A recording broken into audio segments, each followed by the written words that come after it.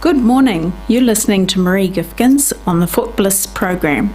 So welcome. Do listen in, and we've got some interesting things to talk about today.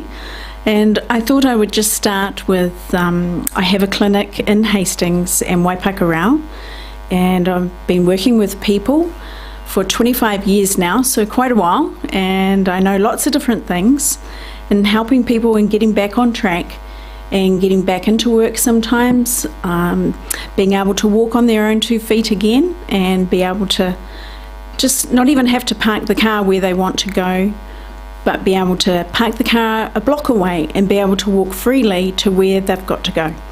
So it's nice being able to work with people. It's been an honour over the 25 years to be able to get people back on track again and enjoying life, because that's what it's all about, isn't it? Enjoying life. Doing the best we can in life, but having fun and enjoying it. So I'll just talk about, somebody asked me the other day, I've been coming to see you for a couple of weeks now, Maree, but who are you? How did you get here? What's your story?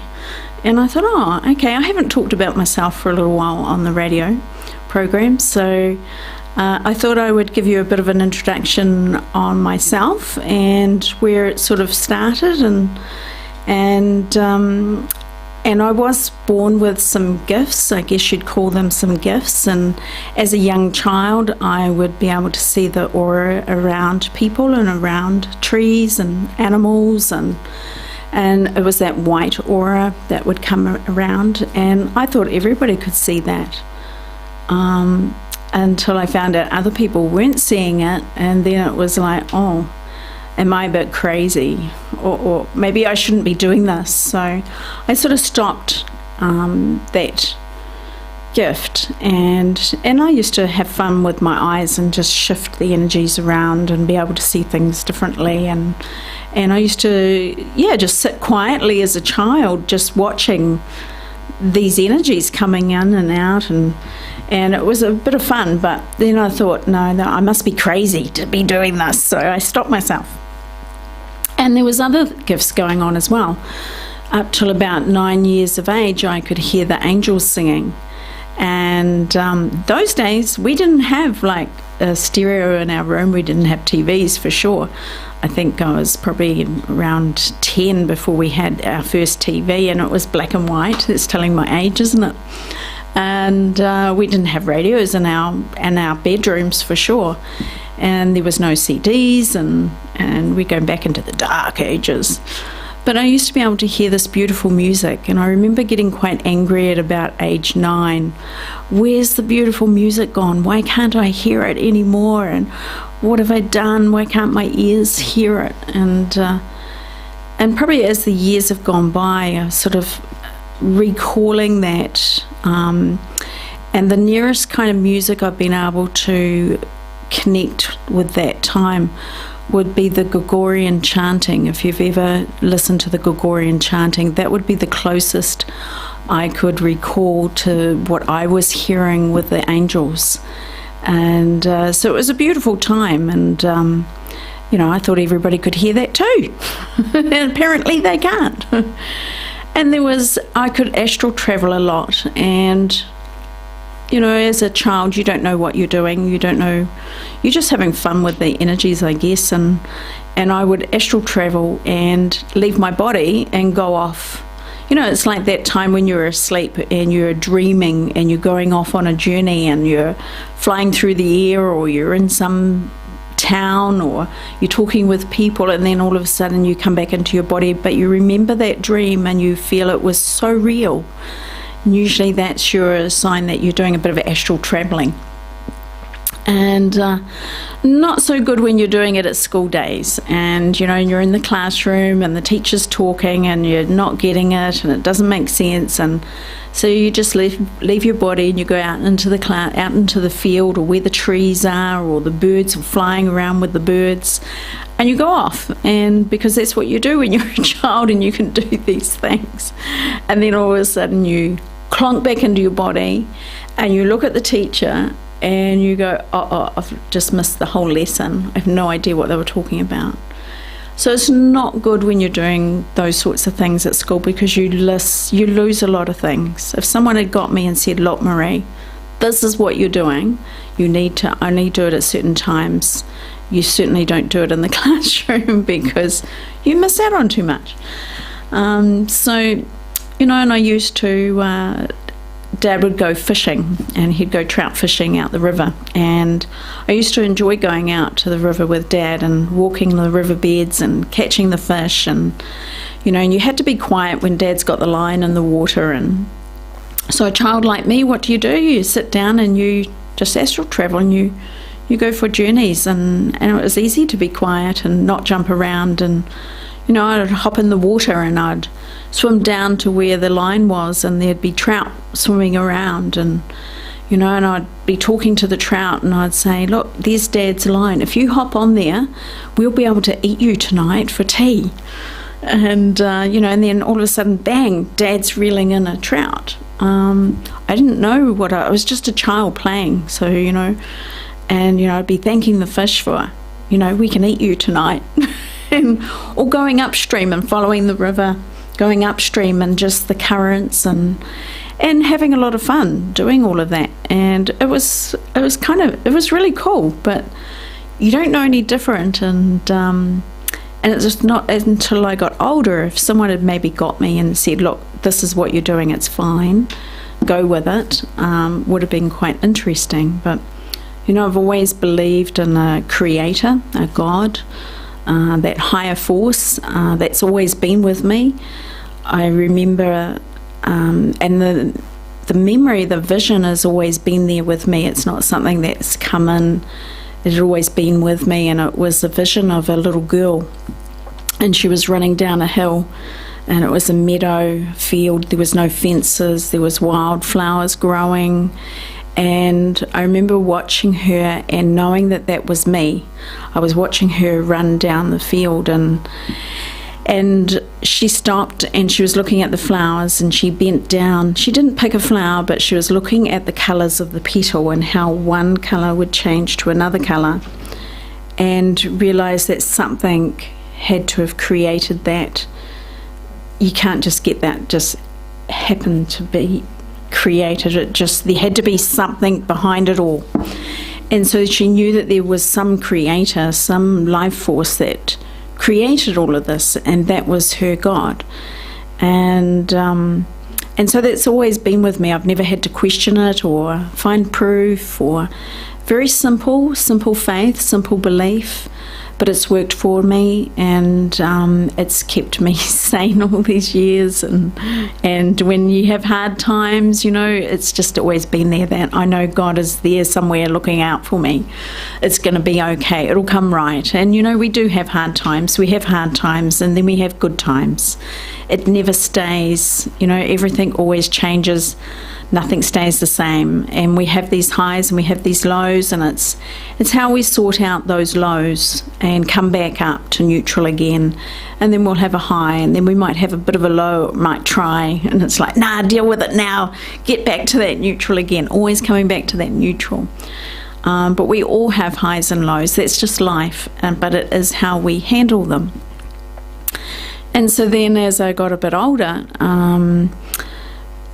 things changed. I got into what we call life and what was expected of us, and I was married and started having children, and my career was in the post office, and I knew how to count money and balance an office, but I'd lost something, and I'd lost my dreams, and I'd lost some passion, and trying to pretend to fit into this society and be the right mother and be the right wife and be the right daughter and be the right person that looks right in society. And I started to get a little bit sick, and I started to get sinus infections. I remember I started to get sinus infections so bad I needed to have sunglasses on, even on the inside of the house.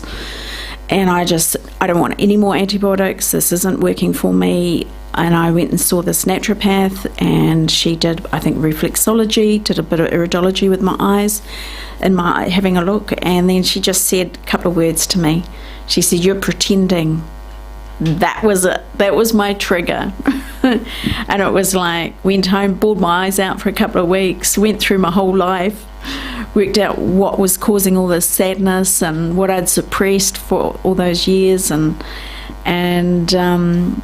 then started to build everything back up again, and went, no, I'm sick of trying to pretend to be something that I'm not. I need to be who I am. And then that journey started to open up for me, and I was so impressed with this person that we moved up to Waikato, and so I enrolled in the colleges up in Auckland and learnt reflexology and iridology and foot joint mobilization. That's what I do the most in my clinic, and started to find myself and my true self and bring that out, and then remember the gifts that I'd had and bring them back in again and bring more gifts in. And so that was how I started the Foot Bliss journey. And so yeah, if you're wanting to ring me and have a chat to me or make an appointment, you're welcome to ring me. My number is 0272 49 50 90. And the most therapies, the one that I do the most is the foot joint mobilization, and that's working on the bone structure of the feet, realigning them, bringing them back into a more correct position. And so it's a little bit like a chiropractor on your back, but I'm doing it on all the bones of the feet. So looking at twisted toes, heel spurs, bunions, plantar fasciitis, crooked toes, flat arches, high arches, twisted ankles, you name it, I'm there. If it's something to do with the feet, I'm there. And then, of course, if we've got problems with our feet, we're not standing correctly, and then that can meet in the knee in the wrong place, and then the hip and the back and so forth. It goes all the way up. So if your foundations aren't right, how can the rest of you be right? You know, and sometimes your neck is out and it keeps going out, and you can't work out why it just keeps going out. Maybe there's something wrong with the feet. They aren't quite sitting in the right place, and they need a little bit of a help to find their way back again. And then the body starts to correct itself. You know, the body can heal itself given the right chance. We know that, and it's a matter of just finding the right person to help or the right thing, and away we go again. And so it's been a wonderful journey for me, and I'm still enjoying it. And there's a lot of other therapies that I do as well, not just the feet. That's the one that I specialise in the most. But I also do reflexology on the feet. I do the iridology. I do ear candling with the ears. That's really nice and relaxing. And I do a therapy called Orion Healing. That's working on the soul and spirit of the person. And that's more outside the squares, using all my gifts and more that I've brought through even. And it can be, for an example, the first time someone comes in to see me, I'll do what I call the groundwork. And the first part of that is soul fragment work. So anything that you've left behind in your lifetime is pulled and cleansed in God's light and returned to you, so you're whole and complete. That can be from people that have passed on, and you're finding it hard to move on again, or bad relationships, separations, and you can't get yourself together again. There's that sadness, there's this not being able to let go or be able to get yourself again. So parts of ourselves can be left behind at times. So that's the first thing I do, is make sure that you're whole and complete. So this is really outside the square sort of stuff. But you know, we need it. Every now and then we need it. Our lives get tangled up and knotted, and we're not sure how to move forward. That's where the Orion healing comes in really handy. You know, go and ask God what's going on for this person. Why can't they move forward? You know, I check to make sure that there's no psychic attacks going on, or no, the first thing I check is make sure there's no psychic hooks in you, and that can be from people who are envious of you, jealous of you, angry at you. If they have enough of those thought forms, it can create what we call hooks. So that's, if I see something, I tell you, and then it's your choice what you want done with it. You can keep it, you can ditch it, you can ask more questions. And then I check to make sure nothing's attached to you that shouldn't be there. Then I also check to make sure there's no curses, oaths or vows around you. And again, if I see anything, it's your choice what you want done with it. So you're always in control. Just because I see something, it doesn't mean that I should get rid of it. And so some things serve us, so it's okay to keep those. And that's that choice, that free will. And then when I've done all those things, then I know that I'm just dealing with you and not any hangers-on that could be influencing your direction or path. And then at the end of the Orion healing, I ask for all your chakras to be balanced and flowing at their optimum level. I ask for God's unconditional love to come and fill you as much as your physical and spiritual bodies can handle. It's sounding good, isn't it?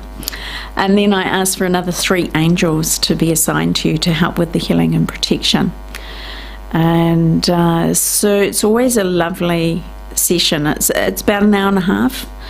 And you always feel like 99% of the people just feel lighter and freer. Some people just feel a little bit sleepy and just want to go home and have a snooze. But there's lots of miracles that happen with that, and sometimes it's knowing what's happened or what's going on, and whether it's a past life that's having an effect, or your gene pool going back in a few generations that's picking you up, that's having an effect. Or something that's happened in this lifetime. It's narrowing things down and unknotting you so you're able to move forward. And so if you want to ring me, I'll just say that number again, 0272 49 50 90. I had a few weeks ago, a husband and wife came in and made an appointment for them both, and came and saw me. And when I meet people, I normally ask them, how did you hear about me? Just so I know what's working. And they cracked up laughing. They started laughing, and I'm thinking, okay, this is going to be an interesting story. And she goes, well, I was walking past your clinic, and you have a footpath sign out there with brochures on and I looked at that, read it, had a look at it, and I thought, that's the lady, that's who I need to see. She's going to help us. And I thought, right, I'm going to make a phone call and make an appointment for my husband and I for her. And so she went home with this brochure.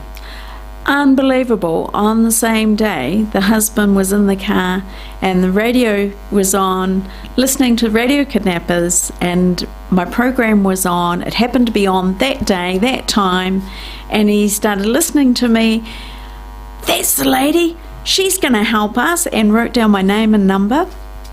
He was busy trying to find, he said, I was busy trying to find a piece of paper and pen, and luckily you said the number again. And went home. My wife says, we need to go and see this lady. And the husband says, no, we need to go and see this lady. She's going to help us. And they put the two together, and it was me. So they got that message very loud and clear.